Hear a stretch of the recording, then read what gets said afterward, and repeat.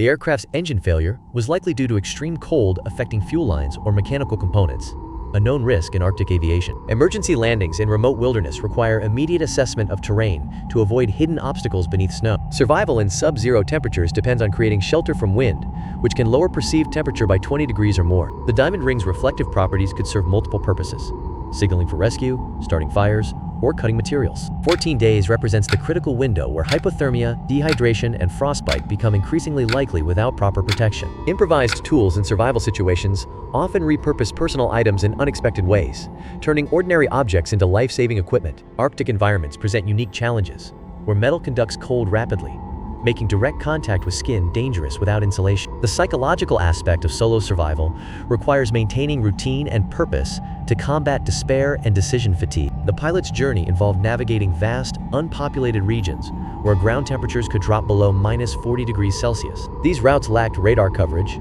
and reliable communication infrastructure, creating inherent risks. Solo flights in such conditions required meticulous pre-flight planning for fuel, weather, and potential emergency landing sites. The aircraft was likely a single-engine model, common for private pilots, offering limited range and payload. Survival in this environment depended on rational prioritization: shelter, signaling, water, and then food. Hypothermia presents a clear, physiological threat, impairing judgment long before loss of consciousness. Decision-making under such duress shifts from long-term planning to immediate, life-sustaining actions. This case demonstrates the extreme application of basic survival principles against overwhelming environmental odds. The aircraft was a small, fixed-wing plane, the type often used for personal or light transport in regions with limited infrastructure. When the engine failed, the pilot's only option was a controlled crash onto a frozen lake or tundra, far from any established search grid or known settlement. This type of emergency landing requires precise judgment of ice thickness and surface conditions to prevent breaking through. The pilot's survival strategy can be broken down into several key phases, based on later accounts and survival expert analysis. The first phase involves securing the crash site and assessing immediate threats from the environment and aircraft damage. Survival experts note that in such remote crashes, the aircraft itself becomes the primary shelter and resource cache. The extreme isolation meant standard search patterns would not cover this location, requiring alternative signaling methods. This scenario represents a classic wilderness survival challenge, where preparation meets unpredictable circumstances. In survival situations, the first hour after a traumatic event is often called the kimi, golden hour, for medical intervention. The fuselage of a downed aircraft can provide essential shelter, acting as a windbreak and thermal barrier against hypothermia. Hypothermia sets in when the body loses heat faster than it can produce it, with core temperature dropping below 95 degrees Fahrenheit. Initial injury assessment follows a standard protocol, checking for responsiveness, breathing, and severe bleeding before other concerns. In cold environments, preserving core body temperature becomes the absolute priority, as even mild hypothermia impairs judgment and motor skills. This immediate response phase focuses on securing the basic necessities for survival: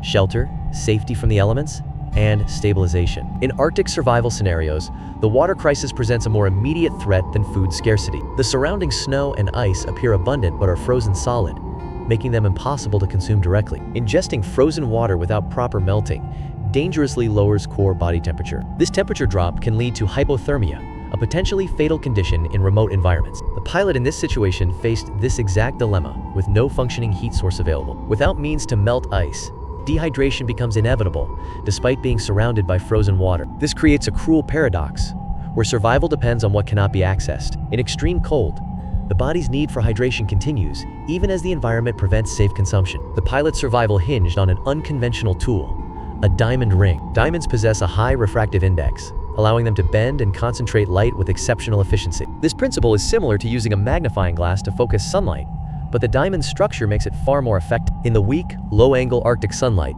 the diamond acted as a powerful lens. The concentrated beam was directed onto a small, carefully gathered pile of ice. This focused thermal energy generated enough heat to begin melting the ice. The process yielded only tiny amounts of water, a precious resource in a frozen environment. This method of survival demonstrates how everyday objects can be repurposed with ingenuity under extreme duress. The survivors' water collection process was slow and painstaking, but it provided just enough liquid to prevent fatal dehydration. This method involved using available materials to condense atmospheric moisture, a survival technique documented in extreme environments. The pilot then rationed minimal emergency food from the plane's supplies, carefully calculating portions to extend their survival window. This rationing followed established survival protocols, where caloric intake is minimized while maintaining basic function. Meanwhile, they used materials from the aircraft, mirrors, fabric, metal, to create visible signals on the ice and snow. These signals were designed to attract the attention of search aircraft that they hoped were looking for them. The signaling methods included reflective surfaces positioned to catch sunlight and large fabric markers for contrast. This combination of water collection, rationing, and signaling represents a systematic approach to wilderness survival. This segment focuses on clarifying the factual boundaries of the account. Many retellings have added specific locations and dates, but these details are not verifiable from primary sources. The narrative cannot provide a continuous, detailed timeline of the entire 2-week period. Extended periods were likely characterized by routine, physical fatigue, and psychological strain. This pattern is common in prolonged, stressful ordeals, where the mind contends with isolation and uncertainty. Separating established facts from later additions is crucial for understanding the core experience. The diamond ring's role in fire starting is often misunderstood as a magical solution. In reality, this technique relies on basic optical principles, not supernatural properties. Using a lens to concentrate sunlight into heat is an ancient survival method documented across cultures. This method works because curved glass or crystal bends light rays to a single intense point. The diamond's effectiveness comes from its high refractive index and precise cut, not mystical qualities. Similar results can be achieved with other transparent materials like glass, ice, or plastic when properly shaped. This fire-starting technique represents practical physics applied in survival situations throughout history. The misconception persists because dramatic narratives often overshadow simple scientific explanations. The diamond's role was purely optical, acting as a precision lens to focus sunlight. This method required deep understanding of physics, specifically principles of optics and thermodynamics. The pilot's survival depended not on luck, but on systematic daily execution of this tedious process. Initial survival from the crash involved fortunate circumstances, but the subsequent 2 weeks were a product of deliberate planning. Key decisions included using the wreckage as immediate shelter from the elements. Water procurement was prioritized above all else, a standard rule in survival situations. The creation of visible and audible distress signals followed established wilderness rescue protocols. This case demonstrates how prepared decision-making, not chance, often dictates outcomes in extreme scenarios. The rule of threes is a fundamental survival principle taught in wilderness training programs worldwide. It prioritizes shelter as the most immediate need in harsh environmental conditions. Without adequate protection from extreme cold or heat, the human body can only maintain core temperature for approximately 3 hours. This time frame contrasts sharply with the 3 days one can survive without water in moderate conditions. The extended 3-week period without food demonstrates how energy reserves can sustain basic metabolic functions. These hierarchical timelines create a clear decision matrix for survival scenarios.